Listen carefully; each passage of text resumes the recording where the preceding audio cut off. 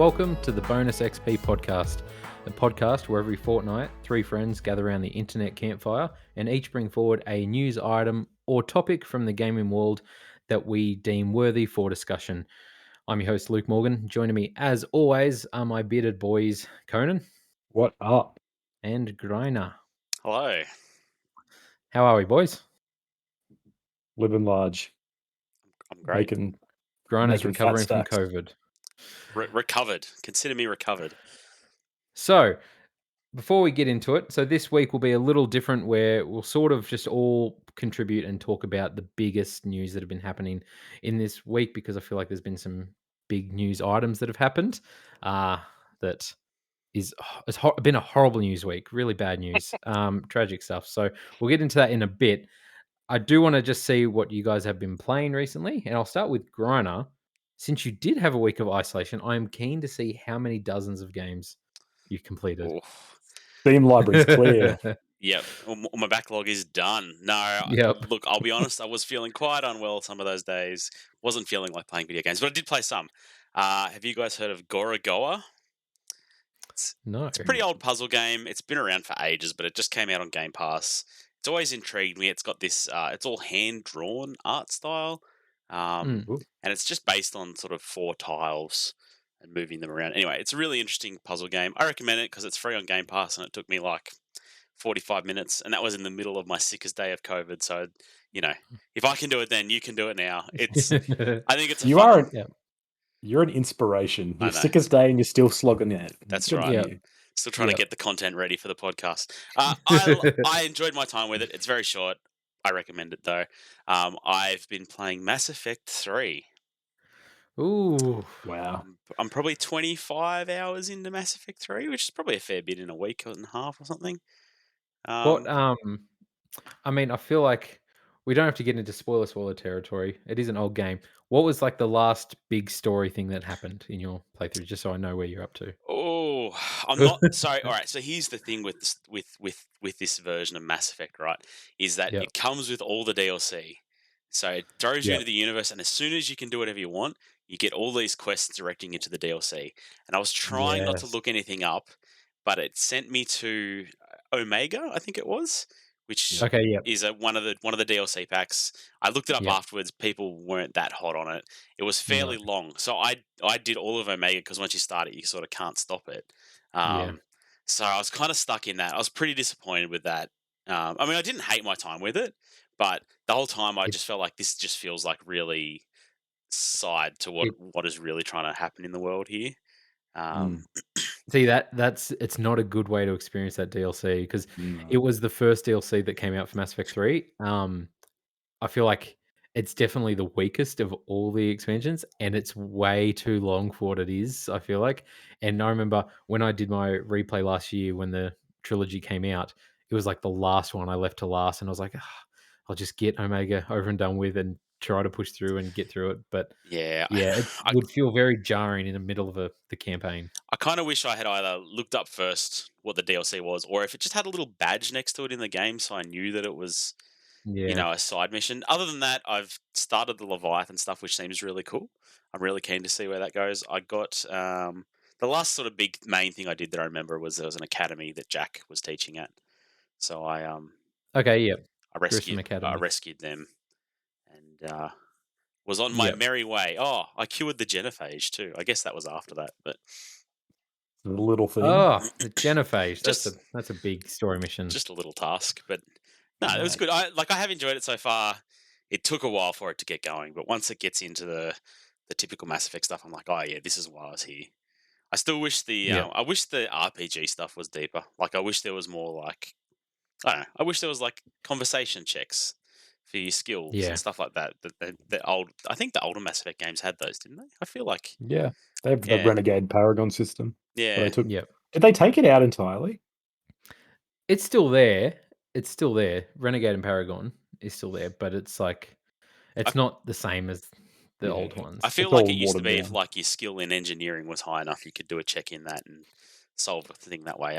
Maybe that wasn't. Maybe I'm misremembering that for every other RPG that does that, but I don't know. I wish you could specialize more than just directly in combat, because that feels like the only thing you can do in that game. Because you'd sort of talked to me last week that you'd just started Mass Effect 3, and you were like, "Well, I'm not feeling this. I don't know if I'll keep playing it because it is that start, and it is a slow start to get into it." Yeah. Um, did you like the whole Genophage thing with Morden and Rex and all that? Yeah, it's been fun, like, finding all the old characters. Like, it does feel like, Yeah. here we throw in the next one that you liked from the last game. Yep. But, I'm not disappointed, I'm enjoying it, so, yeah, it's fun. And obviously Leviathan is another DLC. Um, were you aware of that? I was aware that one I was aware of because I feel like I've heard people talk it up a lot, like it should have been part of the base Yeah. game, it was really good. So It's I've really started on important it.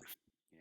for the lore of like Mass Effect, I feel Yeah. like, and so it's really good. I really enjoy that one as well. But I don't think you can play it till later, but save the Citadel DLC to like the very last thing you do Mm. before the point of no return. Yeah, Like okay.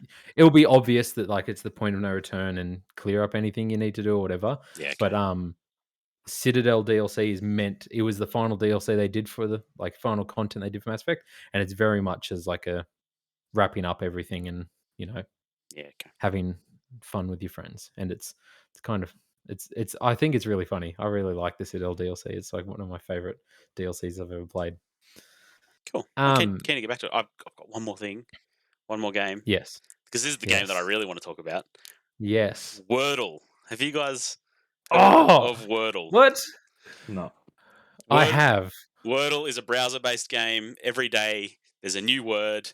It's a 5-letter word, and you type in a guess, and it tells you how many letters are correct and how many are in the correct spot, and you've got 6 chances to get the right word. And everybody in the world's competing to guess the same word, and it's just kind of I don't know. It's a really cool once a day thing that I just do now. I'm on a Isn't 15 that day 15-day streak, boys. isn't that Hangman? It's kind of like Hangman. It's kind of like Mastermind. Everybody should play Wordle. Don't download the app because that's a scam. It's only available through a website. Everybody's trying to rip this thing off, but Everyone that I know, like everyone I follow on Twitter seems to be playing this game every day. And I just see stuff pop up and like it's a you bunch see of green boxes green and and yellow boxes. Yeah, yeah, and I'm just like, I don't know what the hell's going on. So I don't know too much about it. That sounds interesting. I could jump in and do that. it's But a fun like 10-minute per day yeah, exercise for your brain, and I've come to really enjoy it. Every day I look forward oh, to the next puzzle. So I must admit, I'm disappointed. I thought you were going to talk about how much you loved Days Gone. no, I was look, waiting for it. I was tempted to play it, but with COVID, I thought Oh, if I succumb to COVID, I do not want this to be the last game I ever play. So I went okay. a different path.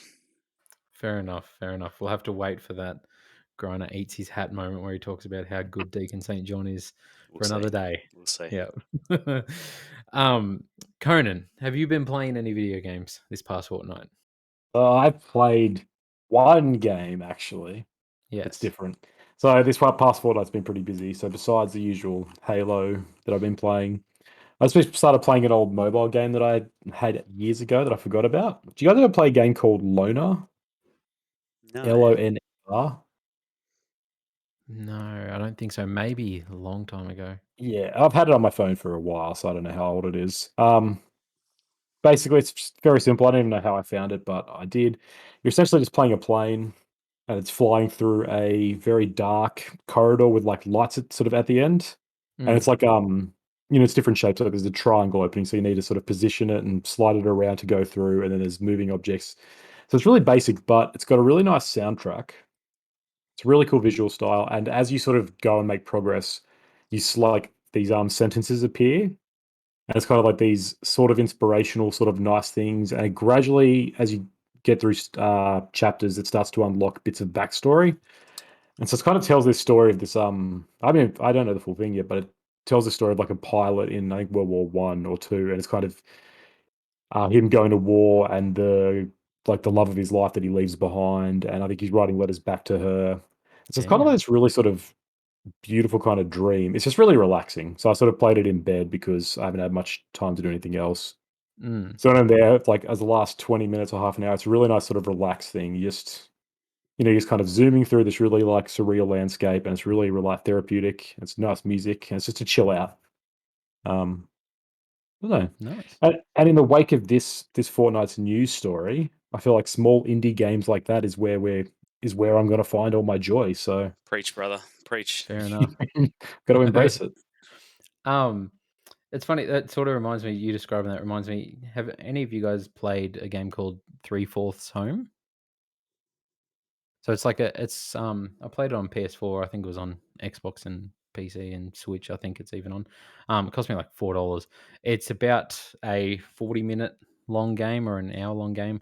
It's stick figure art, and basically the whole game is this character's driving home, and like they have an emergency call or text message from their kid or partner at home. Um, and it's basically you choosing the responses on this drive home, like to keep them calm, see what's going on, or stuff like that, and you're just selecting text boxes and then seeing the text responses and so forth. Um, I remember the music being really calming, and it was kind of like a very entrancing experience. I don't know, like it's just like Mm. this rainy car ride home, and like I'm like 3/4 on the way home. Like I'll be there soon. Just stay calm. What's going on? Like tell me this, and it's really intriguing. I don't know where it was going to go, but I really enjoyed it. So I recommend picking it up. It's like $2 you can find it for on the store and stuff. Um, and speaking of mobile games, the only mobile game I ever played that I really really enjoyed was Her Story. Did any of you play that? No, but I was looking through a list of like the best, shortest games you should play, and her story keeps popping up there. I'm like, I really should play that one day. It was a really interesting, like, little mobile experience. I just remember spending, like, 2 or 3 hours just laying on my bed, just playing it and being, like, sort of enwrapped that and just it's sort of, you search like, you're searching in police archives or whatever and just searching, like, the most random things you can think up and, like, maybe I can find a videotape that was filed under this name or that would have this name attached to it to try and solve this case. It was really interesting. I Mm. really enjoyed it.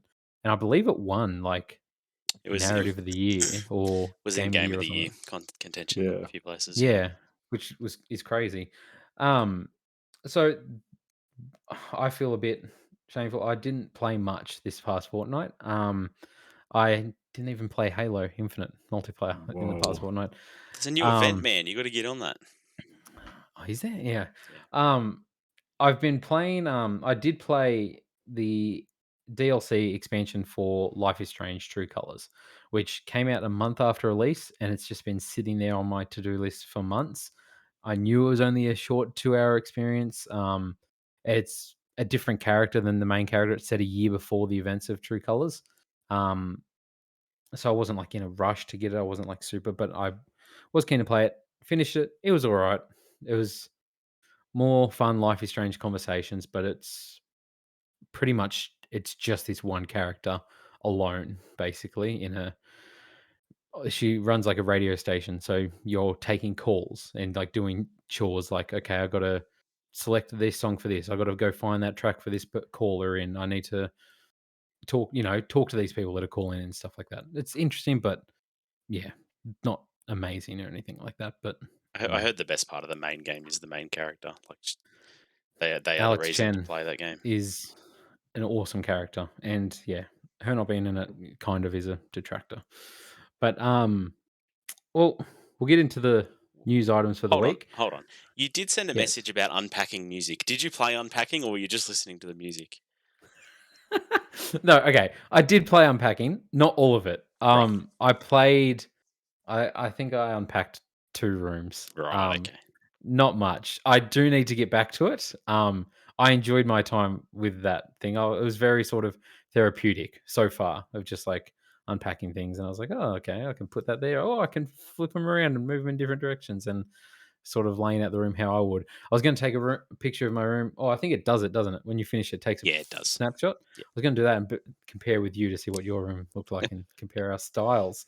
But I will get back to playing that. I enjoyed the music in it, like I said in that message. I just haven't had a chance to go back. I haven't wanted to turn my Xbox for the last week, but we'll get into that later. um, so we'll start the news items with a small one that I just want to get into because it was going to be my topic for this week. Conan, our good friend, T Personal friend. Bakes, Troy Baker, personal friend of the show, Yeah. um, We're on first name basis with Troy. must have listened to our last podcast about NFTs. in games. And he was I like, "Fellas, I got something for you." And then I comes out, gotta does a tweet, causes a whole bunch of outrage. Now, this is definitely a a different take on NFTs than what we were sort of discussing about it, being used as pre-order bonuses, microtransactions, or whatever. This is sort of in a way, something that wouldn't affect people playing the game. It's more like the developers side of things, I feel like. So yeah. I'll see if I can pull up his tweet here. I'm reading an article about it. Um, so he tweeted, that's his apology tweet. I'm partnering with at VoiceVerse NFT to explore ways where together we might bring new tools to new creators to make new things and allow everyone a chance to own and invest in the IPs they create.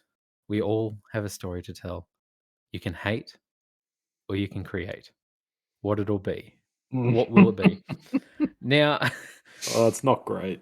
it seems like a lot of contention could have been avoided had he not said the "you can hate or you can create" thing, which he on Alana Pierce's Play Watch Listen podcast like said, "Yeah, okay, dick move. I shouldn't have said that. That was like a slip of the tongue. It's not the way I was trying to say that. I was meant to be a more positive thing of like, let's not hate on this thing because obviously he's doing that tweet out already knowing there's going to be a shitstorm.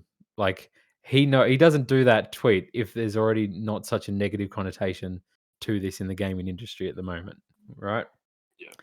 So before I get your guys' opinion, he follows up, I think within an hour, after the immediate backlash, with I always want to be a part of the conversation, even if sometimes that finds me in the midst of a loud one. Appreciate you all sharing your thoughts and giving me a lot to think about. I'm just a storyteller out here trying to tell my story to whomever will listen and hoping I can help others do the same. Sometimes it works, sometimes it doesn't. I'm grateful there are those who are passionate about their stance and not only feel safe to express that, but also have the means to do so. The hate to create part might have been a bit antagonistic. Hope you all forgive me for that. Bad attempt to bring levity. Anyway, feel free to resume the conversation or not, as you please. I appreciate those with truth showing it, those with support offering it, and those with anger doing their best to express with it. Um, Griner, I'll get your opinion Yeah. first. What was your opinion of this whole thing, or what do you know about it? It just all feels really tone deaf, right? Like the the worm has really turned on NFTs, particularly amongst the gaming community. Like nobody wants them to be a part of their games. Yeah, And obviously, this is not directly linked in with a game. This is to do with voice acting, and I yeah, understand that it's some sort of AI system that allows you to generate, voice acting from, you know, whatever it is you're purchasing. But I don't understand. I really don't understand why it needs to be an NFT. Like, I don't know what part of this is an NFT. yeah.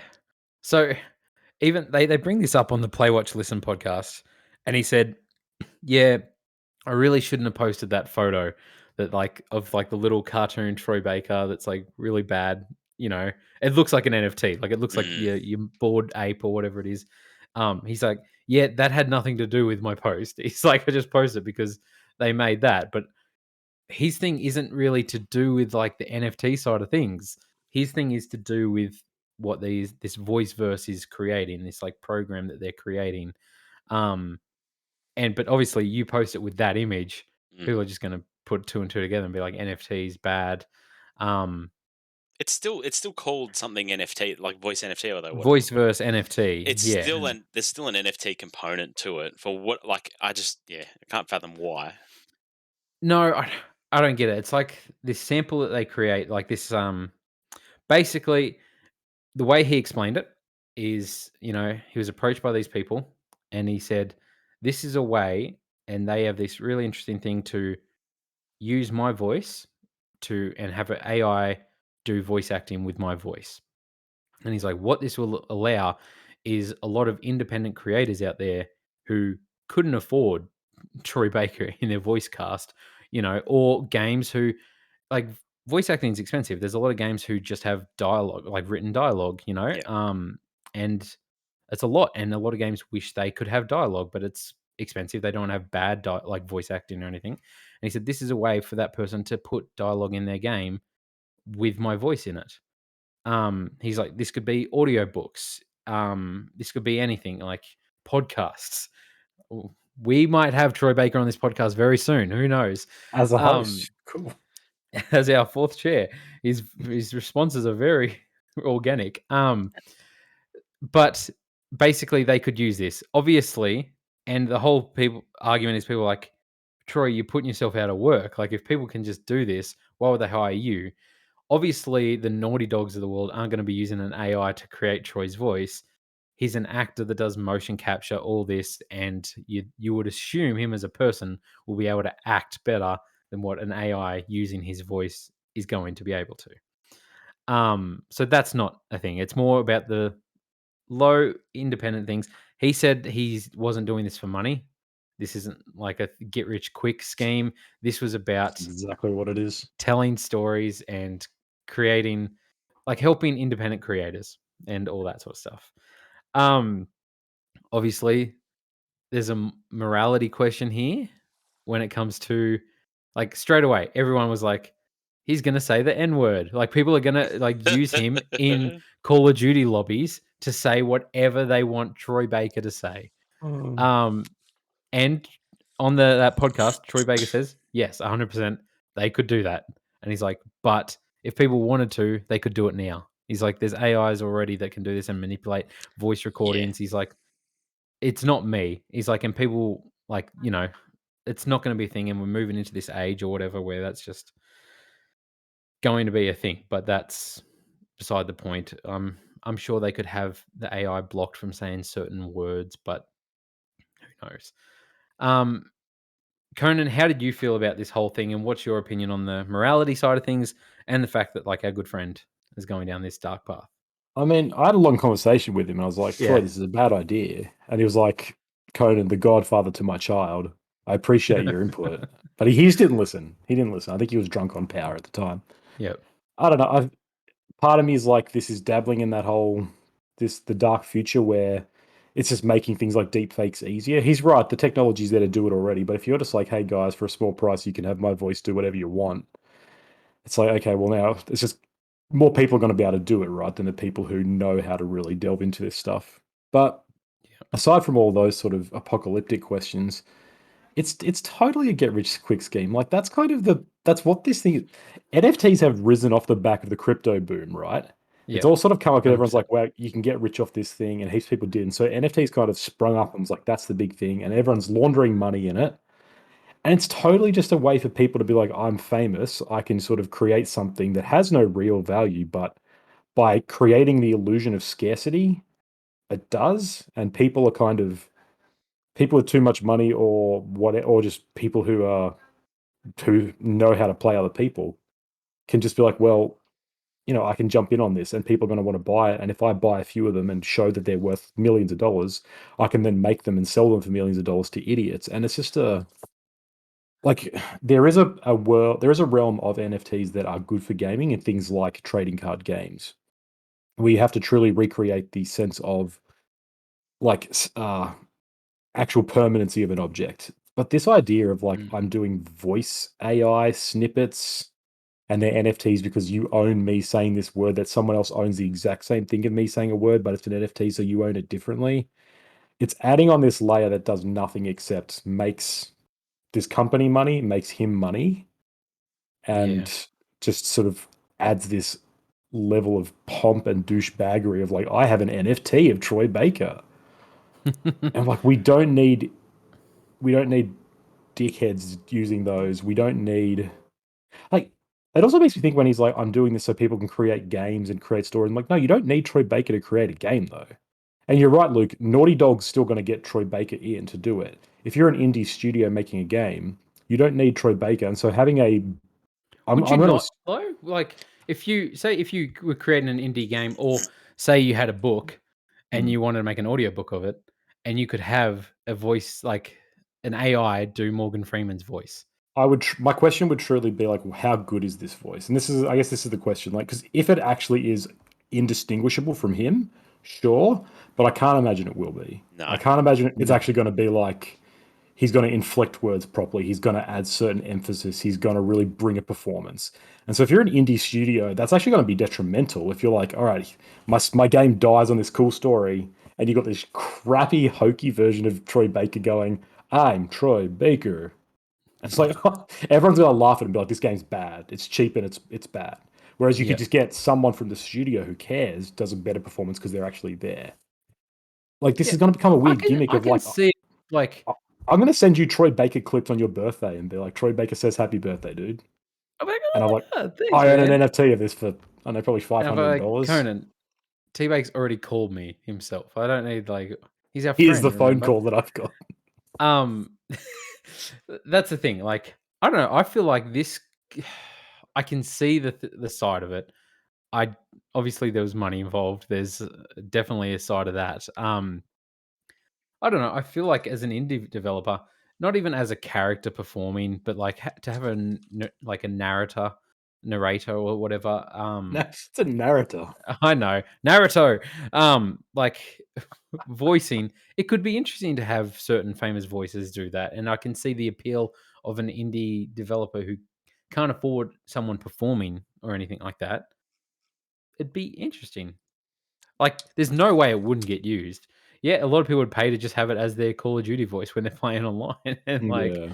you know, maybe some people don't like their voices and they want to change their voice on a podcast and have themselves sound like Morgan Freeman or Liam Neeson. Who knows? But But do they know how this is like? Is it going to be adaptive? Is it going to literally be like a cloaking voice where I can talk and it will just sound like Troy Baker, or like is it going to be pre-recorded on the site's snippets? description, they advertise that like the ability to use this in voice chat on video games, podcasting, audiobooks, basically like I don't know. Obviously, voice changing your voice to that is a lot different than typing something and having it say it for Hmm. an AI to do. And I'm sure that's down the line and it's years away for technology or whatever they for this company to achieve. Who knows? They could just be a scam. They could just be people who are trying to just like run away with the money and they don't have a program. But I don't know. T Bakes I, believes in it, and I guess let me ask you, Luke, do you really think this is besides that then, besides some indie developers maybe getting it in, do you really think this contributes to people telling stories and sharing stories and improving the game industry? I have a hard time defending that. Like, I, I, I don't think this is necessary in the industry. I think it's Hmm. a neat way to look at. Oh, this could help people, but there's I don't know. It gets really muddy when you look at the morality of like these voices of people saying all this horrible stuff out there. I, Like I, once that's I don't think there's a morality question there. Like, it's not him doing it. It's no different to the person but saying the N word themselves. Like, is there a I don't morality know. question because Facebook has people using the N word on it? Like, nobody's blaming Mark Zuckerberg for that. I sort of Or am. maybe they should be. I don't know. I guess more the morality of that, you know, a game could have Troy Baker performing as a character after Troy Baker dies, or it goes into the whole question of like these CGI characters that people Mhm. have recreated in movies. There's like a Yeah. moral question with it, and people could use this voice after he's no longer like he's not doing that performance. But It's a mis. should we stop showing reruns of shows that have dead people in them?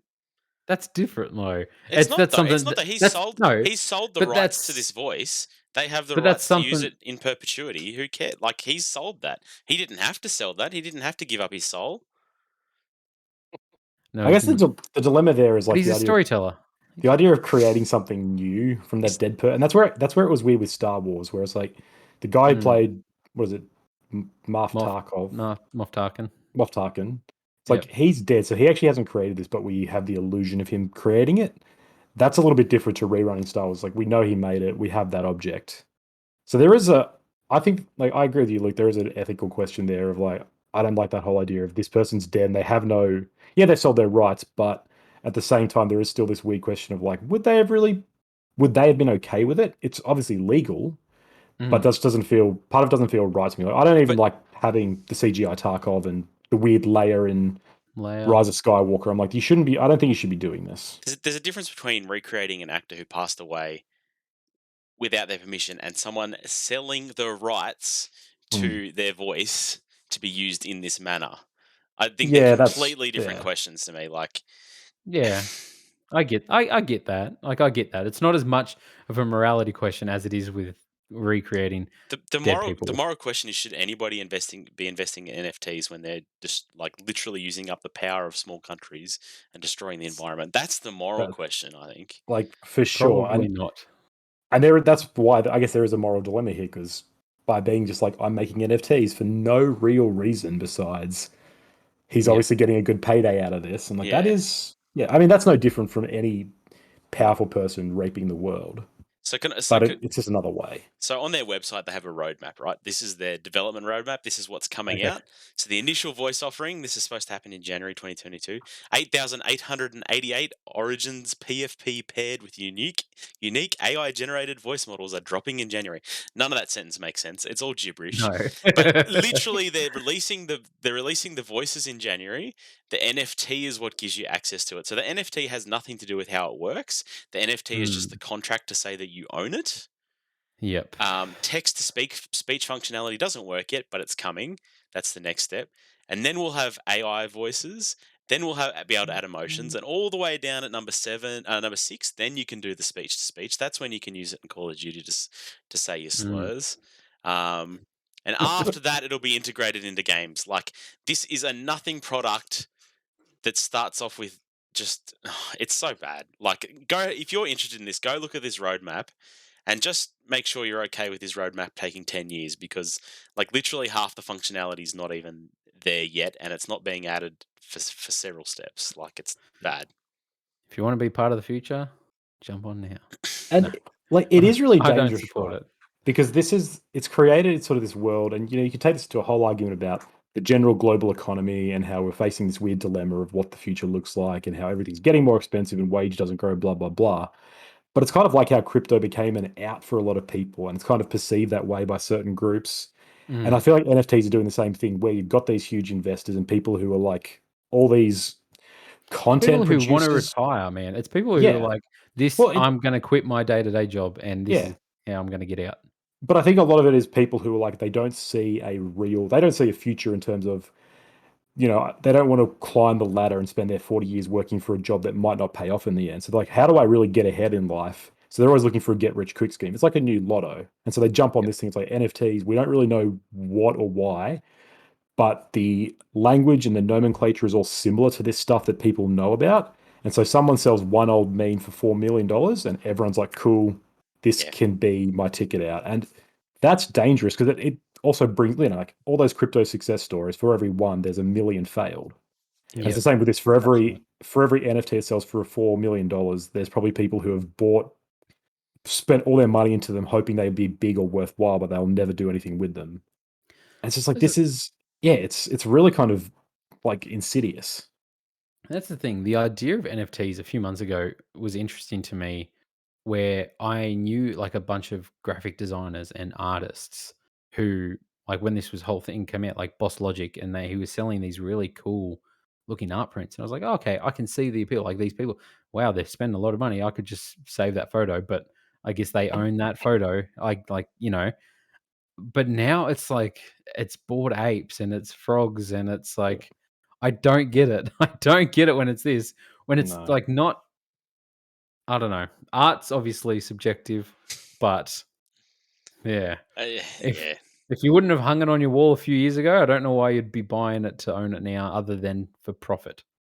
It's an interesting concept. The problem with NFTs is it's purely like built out of just trying to sell them for a lot of money. Like, Yeah. there's a reason Yep. cryptocurrency exists. Like, it allows you to perform transactions in like a trustless way and outside of the normal infrastructure. But NFTs don't really fit that narrative. They're just No. they're gross. Yep. Mm. Um, Something I do just want to touch on quickly. I found it interesting how many people were ready to put tea bags to the torch after this. it was a pretty quick turn of events for someone who I feel like was quite liked in the industry Mm. and, by games journalists, game critics. Like, he's someone, I feel like he's a very progressive person, like left leaning. He seemed popular, like he's a good guy. Yeah, He's a, people liked him. Everyone you liked know, him.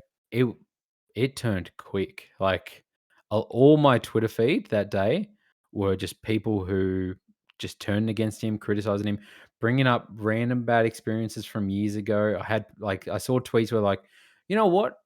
I interviewed him and he was really like up his own art. Like, like while this person was great, this voice actor was great, he was very pretentious.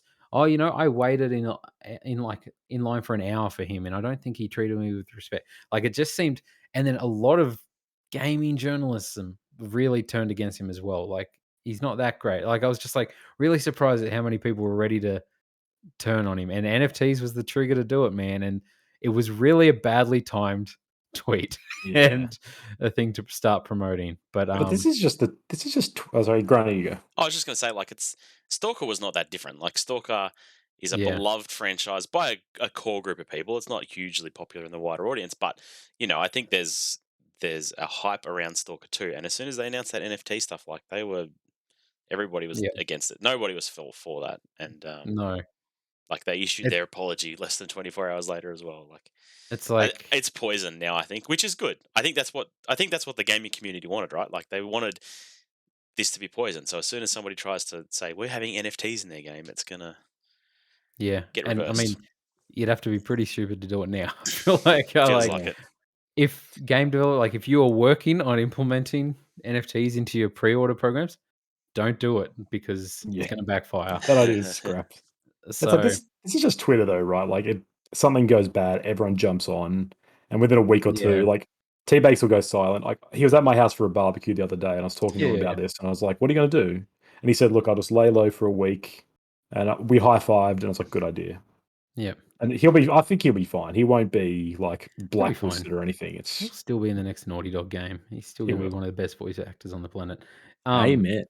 he did say on the podcast that he was on, he said, like, he lost a lot of followers, and he's like, but he also realized who his real friends were because he lost some friends. And I think he personally shouted out Conan and me. Oh, he did. I've got the He doesn't tweet know right Griner here. too well. He doesn't This know Griner guys, too well, but this is such a good joke. It's so funny. I Well, think well I done. think it is. Well done. it's been long running before the podcast. We're just gonna Yeah. keep it going every now and again. We used to text each other all the time about it. It was great. Yeah. Anyway, um, speaking about well, this is a pun from a couple minutes ago, but the world being raped and just gross things and all that sort of stuff. Obviously, groundbreaking news yesterday. Woke up, ruined my day. Woke up, looked at my phone, checked the news, 6 a.m. to see Microsoft has bought Activision Blizzard / King as well. So there's a lot to get into with this topic. Obviously, Activision, you think of Activision Blizzard, you think of Call of Duty, World of Warcraft, Overwatch, Diablo, Crash Bandicoot, um, rape, sexual assault allegations, all that good stuff. Bobby Kotick. So, Griner, what is your You don't want to start with me, thoughts? do you? Oh, okay. No, you know what? I'll start with Conan actually because, yeah, Conan. How did this make you feel? What do you feel about this news? Oh, I feel all dirty inside. Mm, I feel no, what's the word? Annihilationism. I feel nihilistic and I feel like the world is going to the dogs. And I don't know if that's just mm, because I'm getting old and I'm nearing the turn of my 30s. I don't know, but this is just one of those this is just another step in the long line of like we are facing a cyberpunk-esque world of mega corporations. Like this is I like Microsoft. I like my Xbox. I play it a lot. I think it's a great piece of hardware. I've always been Team Xbox, but I'm like, we can't have monopolies like this. Monopolies are bad. The whole point of the game Monopoly it was it was to get monopolies, but no one likes that game because they knew they're evil. Yeah. And this is just that case. I'm like, it really does fill me with a sense of dread for the future of the industry because it's just going to go down a path that they're like, we own everything. Everything's going to gradually get like it won't be straight away. I think there'll be a gradual sort of streamlining to like what the Microsoft ethos is and what they kind of how they function it, what they think gaming should be and do, and then when NFTs come in, every single game for theirs will be NFT featuring because it's like, well, Microsoft believes in that. And that's really bad. Like you need Where are you independent pulling this from? Microsoft hasn't common mentioned sense. NFTs at all. No, I'm saying what they will eventually. Okay, we'll see. Of course they will. Of course they will. Grana, what's your opinion on All this right, news? let me put a hypothetical to you. Let's say the news wasn't Microsoft bought Activision, but Microsoft bought No, you wouldn't. Call of Duty. Let's say Microsoft bought Call of Duty. Would you be up in arms saying this is terrible? This is a monopoly? Yes, You would. I would be. I would be. Yes. You would just say To that buy. about anything, though. No. Call of Duty is literally the best-selling, biggest gaming franchise for the last 15 years straight. Like that's a fact. Like that's an actual fact. Biggest gaming franchise in the world for the last 15 years, enjoyed by players on every console. But that's not a monopoly, though, right? Like they don't own everything. There's no competition in that space. I wouldn't say it's a monopoly, but it's like it's not a good thing. It's not a good thing. All right, let's say Sony had bought Call of Duty. How would you feel about that? Just like Sony Oh has bought boy. exclusive rights, early Woo! access rights to Call of Duty for the last 5 years or whatever. Okay, that's after Xbox bought it for the previous 5 years before that. The thing is, like, map packs for 30 days early, whatever, What a like, steal. that's different. I believe now, who knows, because this is all hypotheticals. I believe if Sony had bought Call of Duty, I would be just as up in arms because I don't like Hmm. I corporations don't believe that for a doing this. second. What was the last studio that Sony purchased? Okay, here's the thing. This is my thing, right? Sony doesn't acquire big studios to steal from other people. Like that's just not what they do. Sony and PlayStation Yep. harvest creativity 100%. The studios that they've bought have been after a long working relationship of them making Yes. exclusive PlayStation games, Yep. and they've helped them develop along the way. They've helped publish the games, and then they do that. This, I'll get into it later because it's a point I want to touch on. I don't feel like Microsoft and Xbox have any creativity. I don't think they can create anything. They just purchase everything. They buy legitimately everything. You can't tell me a single Xbox franchise that they didn't buy from somewhere else and wasn't homegrown because Halo was bought.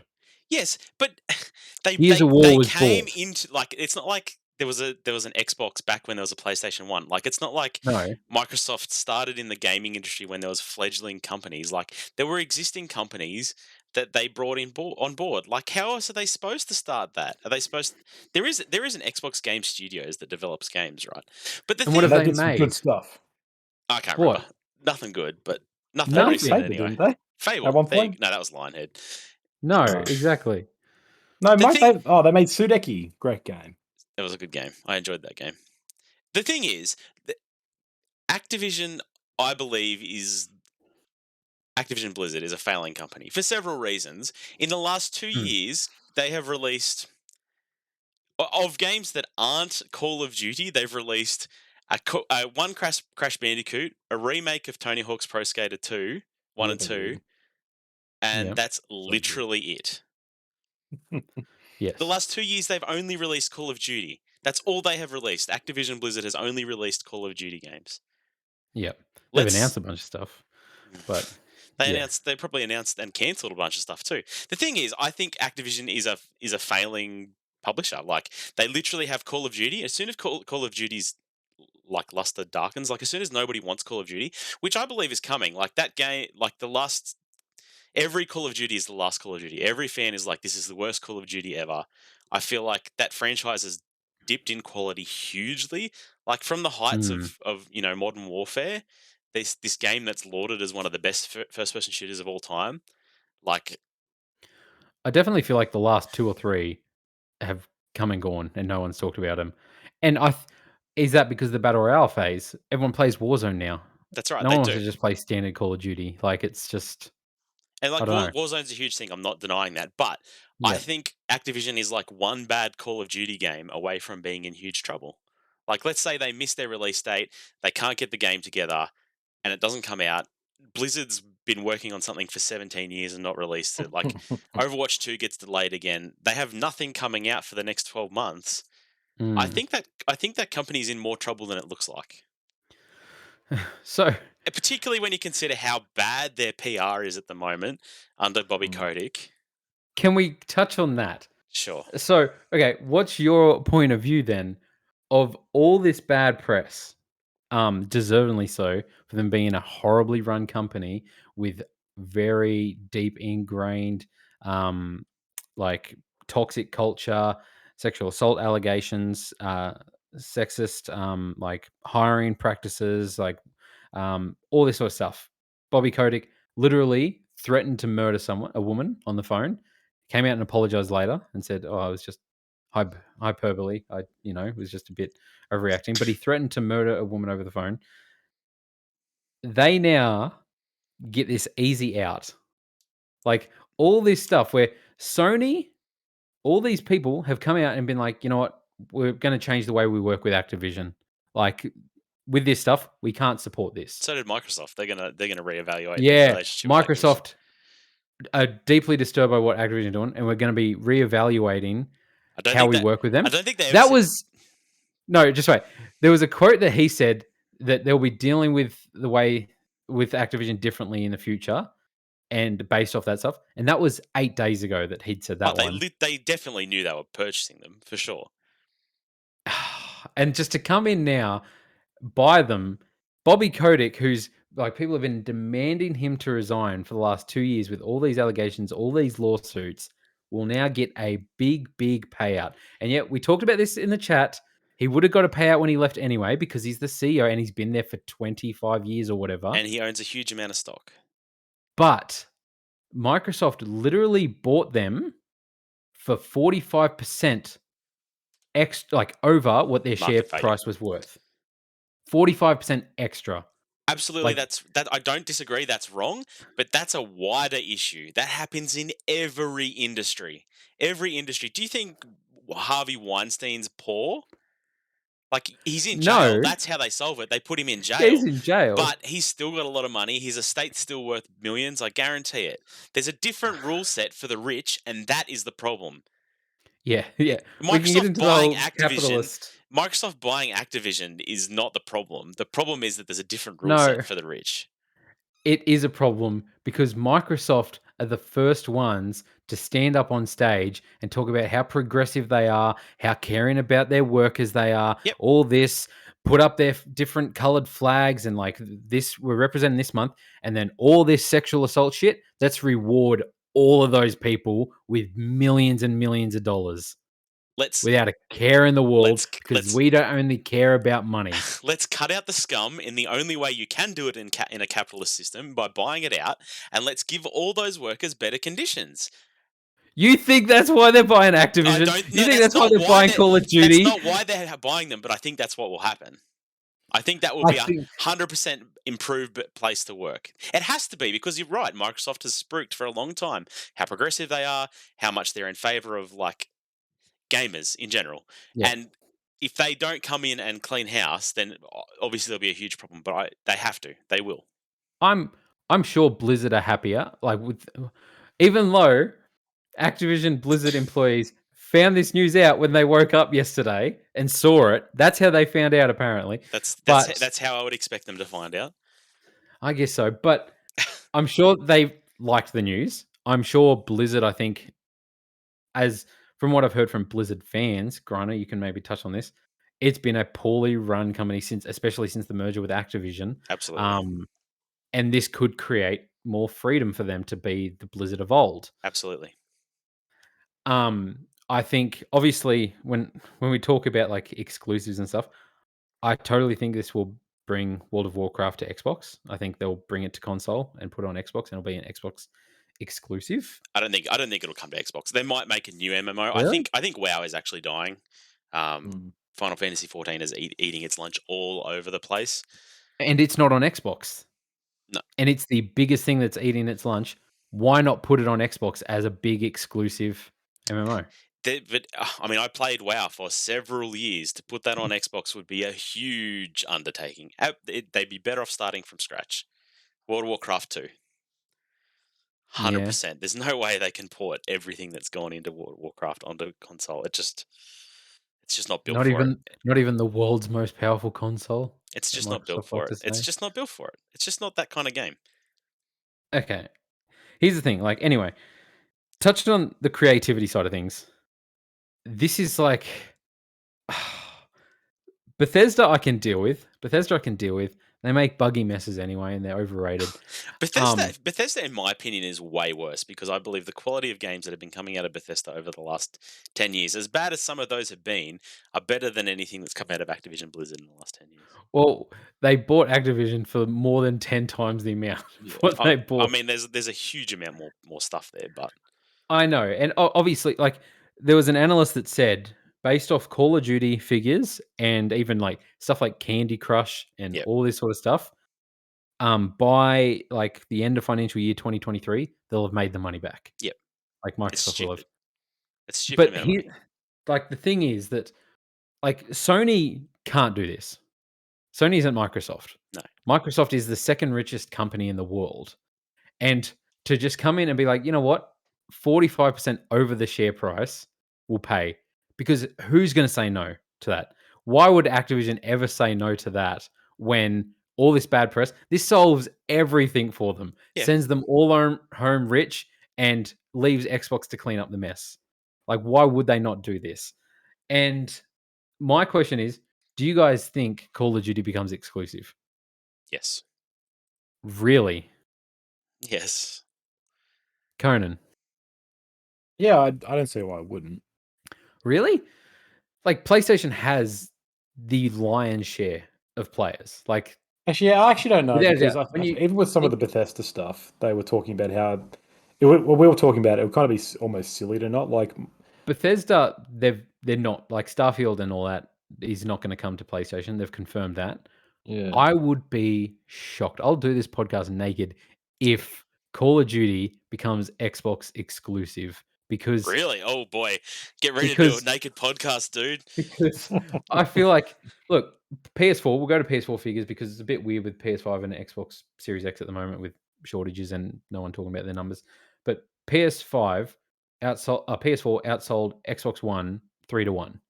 Ended up being like 90 million to 30 million. It was ridiculous. Like, that's why all these companies that were working with Xbox got in bed with Sony, and like Activision did the Call of Duty rights with them because they had the lion's share of stuff. It's why Epic paid PlayStation to have Fortnite be crossplay when Nintendo and Xbox didn't have to pay. They paid PlayStation millions and millions of dollars to allow crossplay on their console because they had the lion's share of players. But the difference between those is Picture that the amount of people playing Call of Duty on PlayStation, microtransactions through Warzone, everything, to abandon that to have it exclusive. Like, I'll just say, and I'll let you talk. Sorry, like them paying $70 billion is two things. It indicates that they would make it exclusive because they paid $70 billion for this, but it also indicates that they wouldn't make it exclusive because they need, like, to get that money back, having it on PlayStation. Like, it's two ways. Like, people will still get it on Xbox through Game Pass, or you can pay $100 for it on PlayStation. That money still goes to Xbox, and any microtransactions that PlayStation players are going to Xbox as well. Like, I don't see why they wouldn't do that for Call of Duty, at least. But I mean, the model they would be following, like when you get this big, the issue is that you just choke the competition out. And so if you just if they're big enough to eat any, and this is the problem again, like I was saying, where these companies get too big and they just start buying everything, is because they can do that, run at a loss for however long they want, but they're going to make up bigger sales and everything else. Because if they just say, well, we own Call of Duty and it's only on Xbox, I think a large amount of those people will go, well, I'm going to have to buy an Xbox to play Call of Duty. They're not going to be like, no, 100%. screw you, I'm loyal to Sony. And so Microsoft can be like, whereas there's other companies you mentioned, ones like Activision before merger and Epic, all those companies that are making deals here and there and trading it, they have to actually be concerned about, hey, we don't have our, there's not the Epic box. They don't have their own game console to sort of fall back on. They're not going to make it up. It's like this game needs to sell because that's what we do. We make games.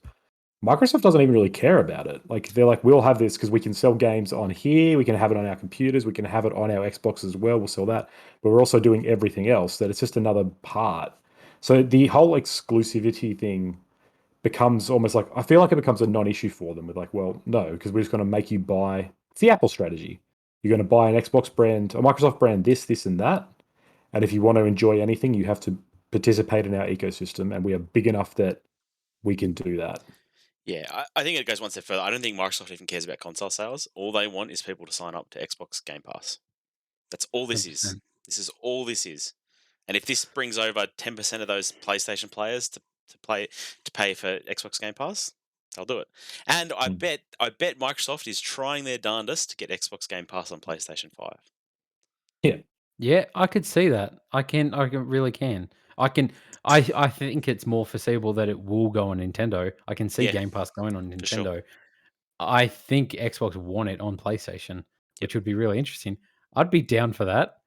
Man, I would, but obviously it would be a different Game Pass because there's no way PlayStation, say, would like have Call of Duty be free on Game Pass and you can buy it on PlayStation. No, it just would not be available on PlayStation. It'd only be available on PlayStation by paying for Xbox Game Pass. See, Game Pass is a problem. It's so bad. Like, it's really bad for consumers. oh, okay. Yeah, no, here's the thing. Man, Game Pass came out of my account today, like the monthly thing or whatever. It's a great deal. I downloaded Mass Effect Trilogy the other day. I was like super keen. I was able to sell my copy on PS4 because I didn't need that anymore. As soon as I saw this, I was like, hey, I'd never ended up buying the last Call of Duty. Now I get it for free on Game Pass. But when does that end? Like, I don't know. All these companies to just have this $15 a month, obviously the price is going to go up. Price will go up. 100%. You'll eventually, a few years from now, you'll be paying $40 a month for all these games. And I don't know. I just feel like it makes Call of Duty cheap. I feel like putting Call of Duty on Game Pass doesn't make it prestige anymore. Yeah. I would say Call of Duty hasn't been prestige since Black Ops 2. No, but every year they literally can tout, we are the largest selling game of the year. They won't be able to do that when it's on Game Pass because no one's going to be buying it. Yeah, Microsoft doesn't care. But I mean, they it's just gonna need more kill people to Call sign of up for Game Duty. Pass. I don't think it will. I really don't think it will. I think you're 100% wrong. I think it might invigorate Call of Duty because they don't need to release a new one every year to sell. They can just have Treyarch, the best developer or whoever it is at the moment that's the best at making Call of Duty games, bring one out every 4 years and make it really, really good and bring us back to those prestige Call of Duty games. They don't need to have a Call of Duty every year. You think, I don't know, man, there's no way Microsoft don't pump out a Call of Duty every year. They've got 4 different Call of Duty developers. Like, that's the thing. They rotate. Yeah, I So people understand that. are. I understand that. I think we might see things be done a little differently. I would love to know what you guys' alternative is because let's just say I'm right. Let's assume I'm right that Activision is in more trouble than it looks like, and Call of Duty's on the decline, World of Warcraft's on the decline, Overwatch 2 is delayed indefinitely. Would you rather see all of these brands die? Yes. Okay.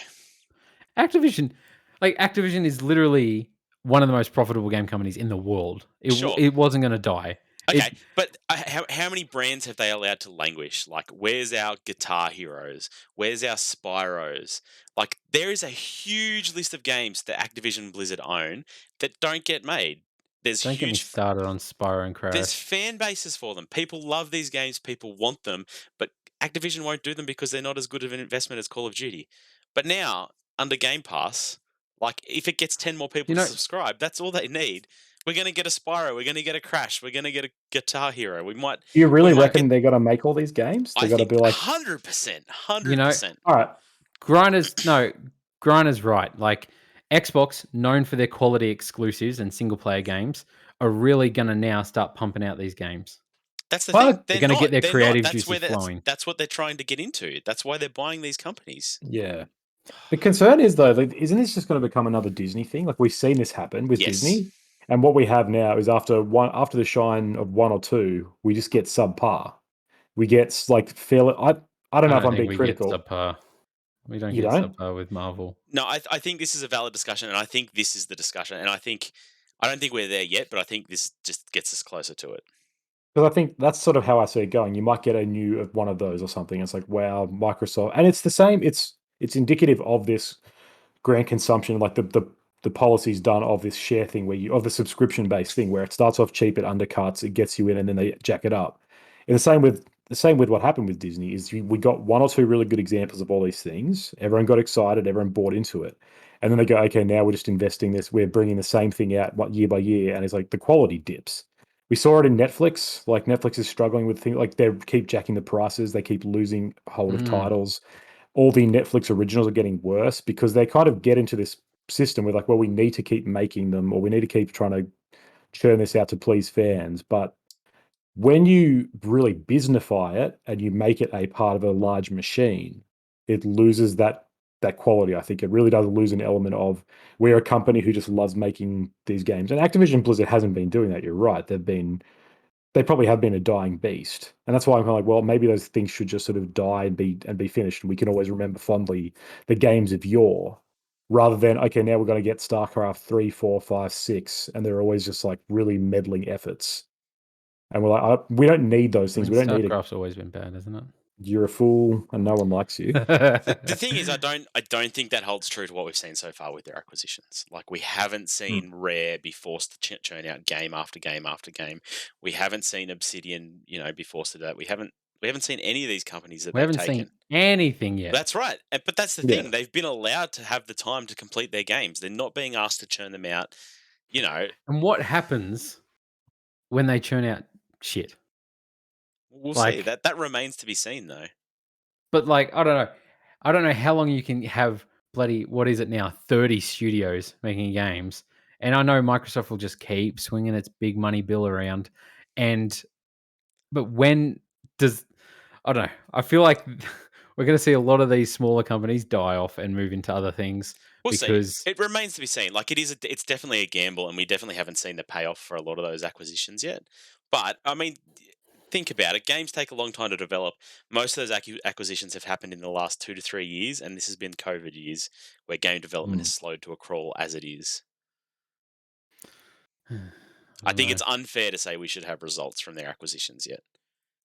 I don't think we need results just yet. My concern is that the results come out and they're all ordinary, and they all come out very vanilla, and they all come out safe, and they all come out as Okay. here is a But basically good game like this, and it's Okay. lost its character, it's lost its charm, it's lost its 2 years ago, authenticity. after much hype of what this studio was doing for a long time after they'd bought all these people to come and work on this brand new Xbox studio, they announced Perfect Dark, like the reboot or sequel to Perfect Dark, yeah, with a very CGI trailer coming in the future. 2 years later, the only thing we've heard about that since is that they needed another studio to come in and take over to help. That's not good. That's not a good look. Fable, all I we've had think in 2 that's. years I is think. a CGI trailer for the future. Hellblade, we got a CGI trailer disguised as gameplay. Nah, come on. 2 years straight. So jaded. It's 2 years now since the original Hellblade trailer, and all we've had was that thing that we saw a few months ago, which was her running. It was Like, gangster. that's it. Yeah, it looked great, The flip but side. The flip side of that is though they show Perfect Dark. It runs into trouble, and they force the studio to finish it without help. They force them to have it out within 2 years. They don't give them another studio to help. They don't give them time. They force it to come out. Which is the better outcome to you? okay, what is the better outcome? Because they delayed and helped and delayed and helped Crackdown 3. How did that go Oh, after I'm not saying it 6 always. I'm years? not saying it's necessarily always going to work out perfect, but I would still rather see them put the time and effort into it because I think there's a chance we get a good game. Whereas if they're forced to finish it with the resources they have, there's no chance. Look, A delayed game can eventually be good. A rushed game is always bad. okay, Miyamoto. Look, I'm not like an Xbox hater, or a PlayStation fanboy or anything like that. Worst day of my life. Microsoft bought I'm Activision. just it's horrible for the world and the industry. I, You I know, think I think fun that totally fact, remains to be seen.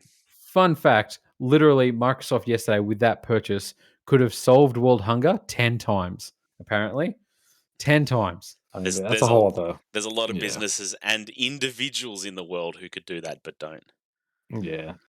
70 billion is a ridiculous price, man. Like Disney bought Marvel and Star Wars. Marvel and Star Wars for 5 billion. It's It is. crazy. Yeah. But It's what crazy. were those products doing at the time? Not much. Not much. What a steal. What a steal for them Oh, for because sure. man, they've made their money back. Um I don't know. I have this thing, man, and I would love to be proven wrong. Xbox just they don't have the creativity there to make something. You keep saying this, but you haven't seen there's no results yet from all these Xbox has acquisitions. been around for 22 Yes, and years, and there still isn't something they around. weren't in the business of having exclusive studios for a lot of that, and they only started doing it because that's what Sony was doing. No, Sony's been doing it forever, man. And it started working for them, and Microsoft's like, "Well, shit, we better do that too." So let's buy everyone.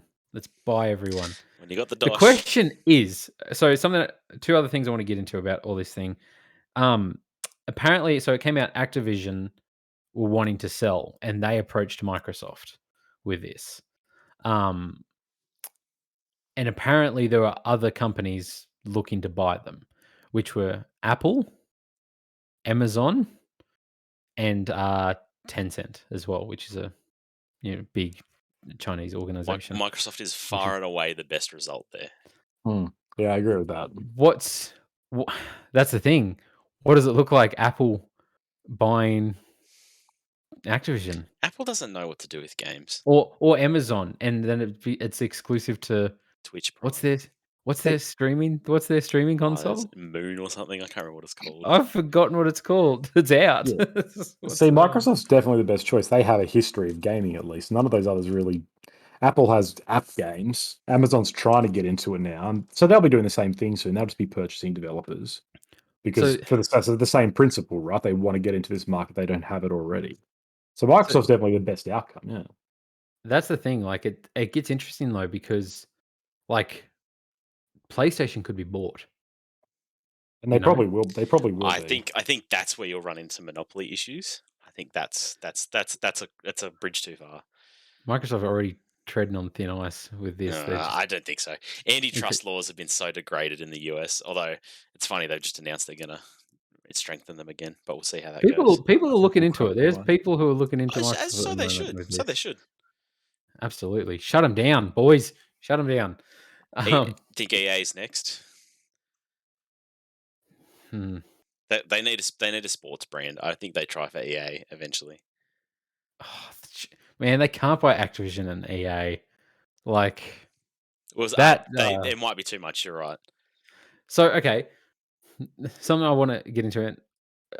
This might not interest you guys. What can PlayStation do?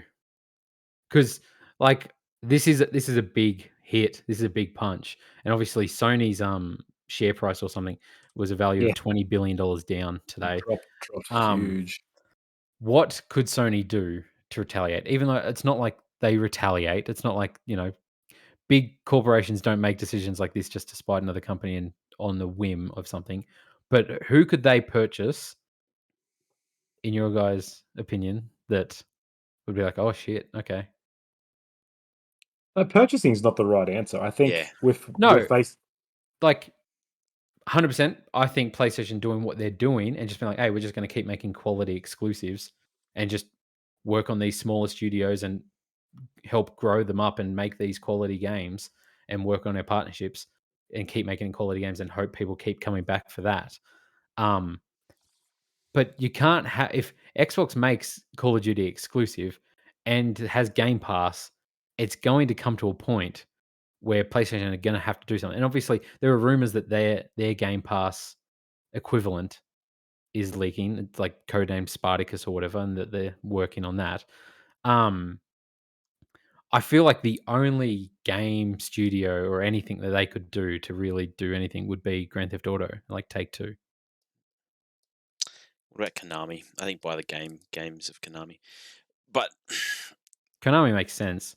yeah, So I does Those don't. are Sony have? They have the Japanese money to studios, buy that Square stuff. Enix. Yeah, they They have. could buy Square Enix and Konami. Like, they can.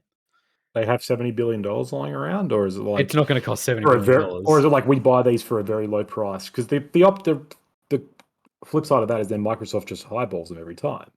And it's like we will double whatever they offer you because we are bigger. And But so there I really don't know is if buying it's the like you can't just buy it out when you don't Yeah, have enough I don't money. think Sony needs there's to get into this pissing contest. Like, I don't think that's the No, answer. they but lose that without a doubt. because Microsoft. But there is something to, and I've heard it discussed on other podcasts, like a cultural thing with obviously Microsoft is buying Western studios, Hmm. like Western game developers.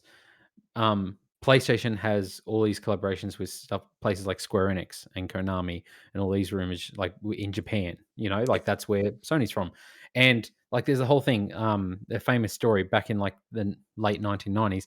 Microsoft went to Nintendo to buy Nintendo. They offered to buy Nintendo. They wanted to buy Nintendo, and Nintendo laughed in their face. Hmm. Like that's a true story. There's someone in the room. Like it's hilarious. They flew them all the way to Tokyo, heard their offer, and just laughed in the face and sent them home. They're like, "No, we're not for sale. Like you can't buy us." And I mean, Nintendo is valued at what was it?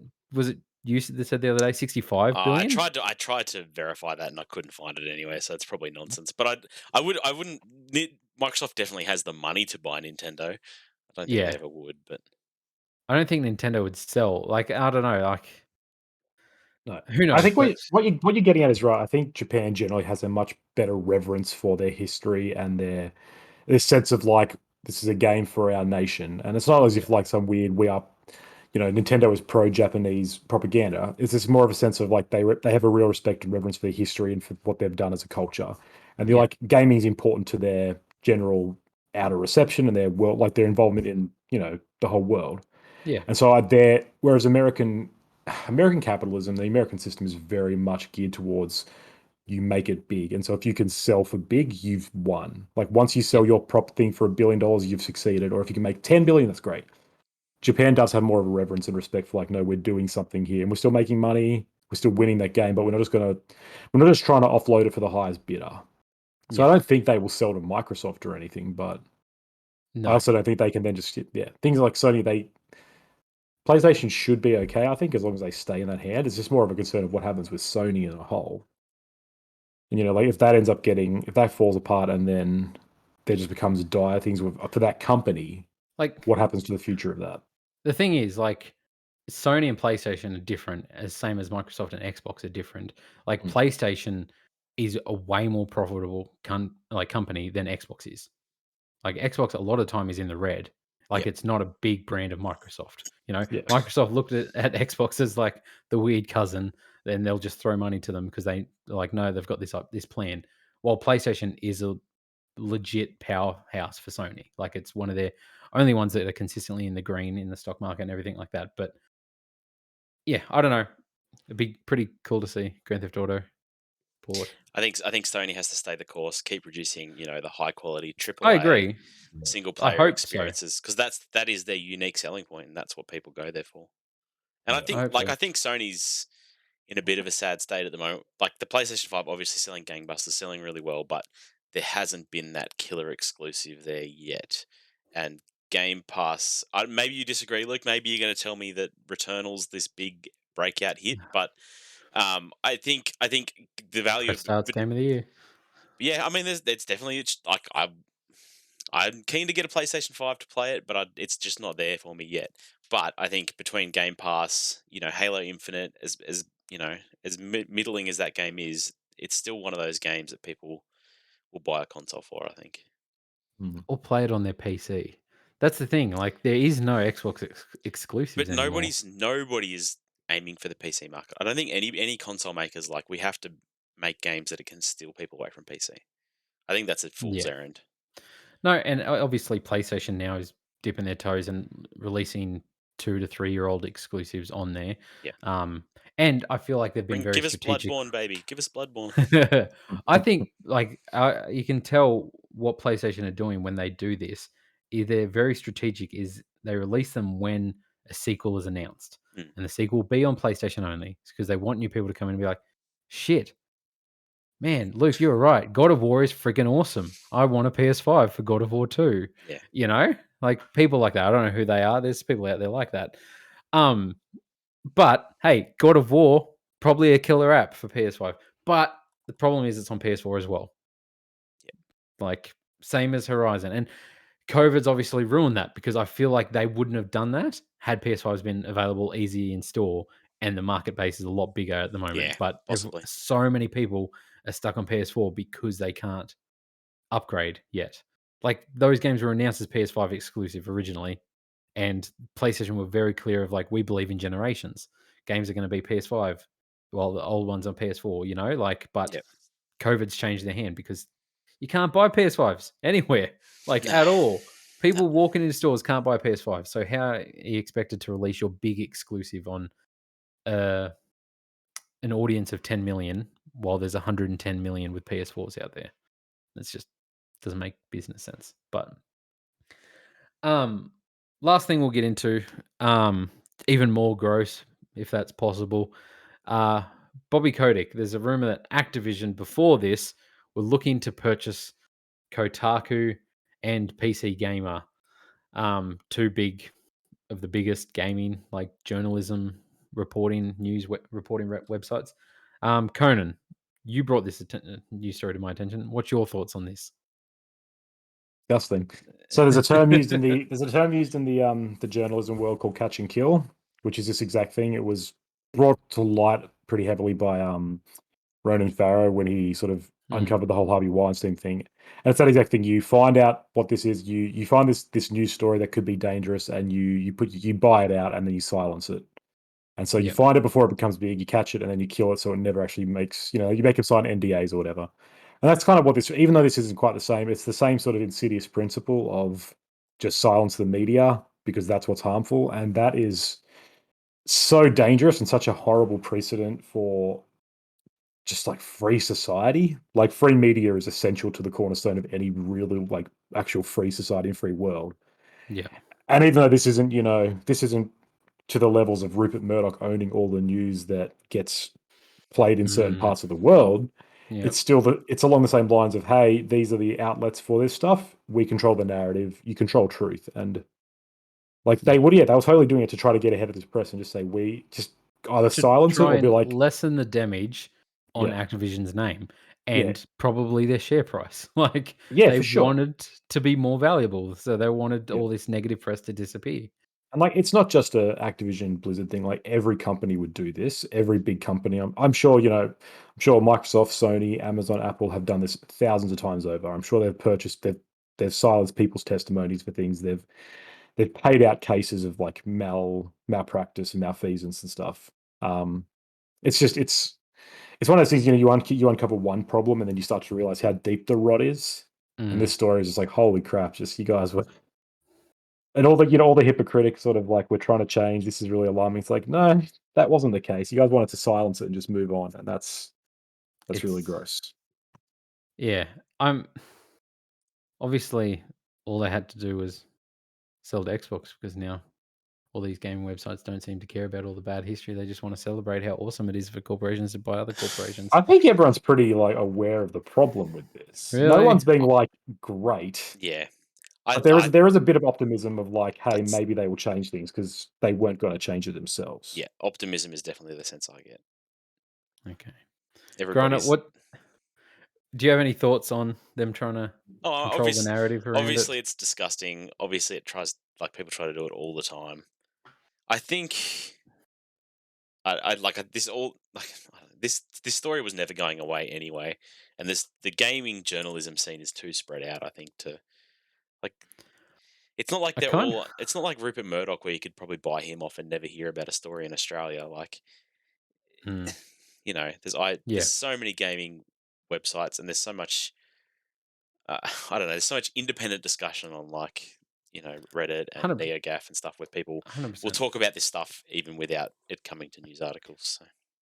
So. And I mean, that goes into the whole thing. I feel like as a whole, gaming journalism is very much declining because people care about independent creators and content creators and their thoughts on it. They go to them for their thoughts on a game as opposed to the Kotaku review. They go to places like the Bonus XP podcast for their news, They and do. They truly do. unbiased takes. Um, I kind of would have been interested to see what would have happened had they done this. Though there's a part of me that's like curious how it would have gone down for all of a sudden Kotaku, a place who's very much like against all this sort of stuff, to stop talking about Activision being bad just out of the blue. I'd be really interesting to see if other gaming sites would have called it out or been wondering what was going on in the water there near Kotaku land. Mm. And I'm interested to know because this is obviously just a rumor at the moment. There's no real confirmed reports on like any specifics, but I wonder if there was a case of like Kotaku refused and they were like, no, we're not going to be bought out by you in the wake of this stuff. Like, I hope that's the case. I hope there was actually a real sense of, you guys are Man, trying to do something dodgy. We're not going to do it. they mustn't have offered him much money Like, because Kotaku's been struggling for a while and have gone through a lot of structural changes. I can't see them knocking down a few $1 billion. Like, it well, I don't obviously would like. have been a small offer. I mean, honestly, like this is the thing. I could be completely wrong. I'm just spitballing, but it could be like, hey, there are a handful of institutions out there that actually have a sort of moral code and aren't Mm. just going to be bought out. They'd rather die than just be like, I'm not going to be bought out by an evil corporation. Maybe they're like that. I don't know. Or maybe they were like, we'll give you $50 if you just stop talking about us. I mean, hey, like obviously stuff's already been happening with Microsoft and Activision, but Activision, if you don't want us to cover your news anymore, we will I, I will we'll gladly be be bought out. Luke has no integrity. pliable. We'll be pliable to 2 billion even. Yeah. Just a small two. Most people are rounding up to 70 billion anyway when they talk about the Microsoft thing, which alone is ridiculous that they can round up by $2 billion and it not be a big deal. It's That's just how chump much money this change. is. It's ridiculous. Yeah, But it's pretty crazy. yeah, I mean, still, like, I did not think they would make the next Elder Scrolls and all that exclusive to Xbox. Seems like that's what they're doing, which I think is pathetic. But it's shitty. Like, You I just you want to say, literally play on a no, console built around exclusives. You cannot say that. no, it's different. It's different It's different for because the company I Last like of is doing Us. it. No. It's different for The Last of Us. Something built from the ground up for PlayStation, made for PlayStation people, by a studio owned by PlayStation for 30 years and built by PlayStation to make this game that they created. It's something different to buy a company that's 6 games into a franchise that has a player base of 100 million people and to take the sequel to that game away from them, like Elder Scrolls 6. Like they did with Tomb Raider. That was Microsoft's big exclusive at 1 year. Hey, we bought Tomb Raider for 6 months. That's You pretty know cool. that franchise that was very popular on PlayStation and created popular by PlayStation? We bought that franchise and it's exclusive for 6 months. And now they're going to have Crash Bandicoot and Spyro exclusive. Ugh, I could vomit. It's a joke. It's just good business, It's mate. It's capitalism. good capitalism. Pure evil. Anyway, that's that. This podcast, speaking of selling out, is actually brought to you by our very own CV Clark's The Taste of Iron, Someone who hasn't sold out because I've never made money. available What? on Amazon, or through Kindle, paperback or on Kindle. Like I said, I think maybe the audiobook with Troy Baker's voice is coming out soon. In the works. According to Just that gotta roadmap, Keep it's bidding on that NFT. down the line, but it is coming. Guaranteed. Buy that. Honestly, great read. Like and subscribe. Thanks for watching again. You can follow us on social medias at Bonus XP Podcast. We also have another podcast where we discuss movie trilogies. Every fortnight, we sit down, we review a movie trilogy, we rank them, we rate them. At the moment, we're doing Star Wars, and that is all 3 Star Wars trilogies. It's very exciting. Get it on. hot takes galore. That is the good, the bad, and the worst. And you can find us on YouTube or any podcast provider as well, and social media platforms at Good, Bad, Worst. That's all for this week. We'll see you next time. Bye. Peace. Laters. Fucking Xbox.